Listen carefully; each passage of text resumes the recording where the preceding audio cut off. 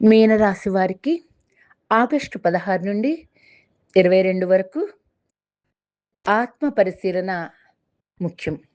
పాత విషయాలను వదిలిపెట్టడం, భవిష్యత్తుపై కొత్త దృష్టితో ముందుకు సాగడం ముఖ్యంగా తెలుసుకోవాలి. తాజా వారఫలంలో కూడా పాత భారాన్ని విడిచిపెట్టి మీ స్వంత లక్ష్యాలపై దృష్టి పెడితే మంచిదని సూచిస్తుంది. ఉద్యోగస్తులు తమ పనిలో అర్థవంతమైన మార్పులు చేయాలనే ఆలోచనకు రావచ్చు. ఇతరుల సమస్యలను పరిష్కరించడంలోనే మొత్తం శక్తిని వినియోగించకుండా మీ స్వంత పనికి కూడా సమయం కేటాయించండి. వ్యాపారస్తులు కొత్త ఆలోచనలను పరిశీలించవచ్చు. అయితే భావోద్వేగంతో పెట్టుబడి పెట్టకండి.